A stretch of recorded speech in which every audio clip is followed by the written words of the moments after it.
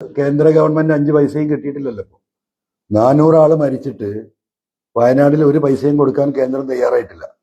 അതിനിപ്പോ 19-ാം തീയതി വലിയ ഹർത്താൽ നടത്താൻ പോവാ, UDF-ഉം LDF-ഉം സംയുക്തമായിട്ട്. ആ ഹർത്താലും കൂടി നടത്തി ആ മനുഷ്യരെ ബുദ്ധിമുട്ടിക്കുന്നതിൽ എന്തർത്ഥമുള്ളത്? ഇവിടെ 140 MLA-മാരും 20 MP-മാരും ഉണ്ട്. അതിന് പുറമെ രാജ്യസഭാ MP-മാരുണ്ട്. സർക്കാരിന്റെ ശ്രദ്ധയും ദേശീയ ശ്രദ്ധയും ഇത് പിടിച്ചു പറ്റുകയാണെങ്കിൽ വേണ്ട എന്താ, സംയുക്തമായിട്ട് എല്ലാവരും പോയി പ്രധാനമന്ത്രിയുടെ ഓഫീസിന്റെ മുന്നിലാണ് സമരം നടത്തേണ്ടത്. അതിന് സർക്കാരിന്റെ ചെലവൊന്നുമില്ലല്ലോ. അവനവന്റെ ചെലവാകാം. MLA-മാരും MP-മാരും എടുത്തോ ടിക്കറ്റ് എടുത്ത് പോകേണ്ട മുടക്കല്ലേ ഉള്ളൂ.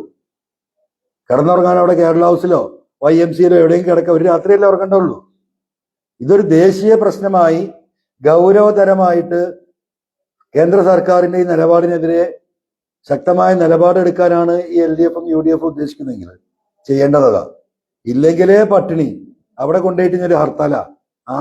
ആരറിയാൻ, ആരിടപെടാൻ?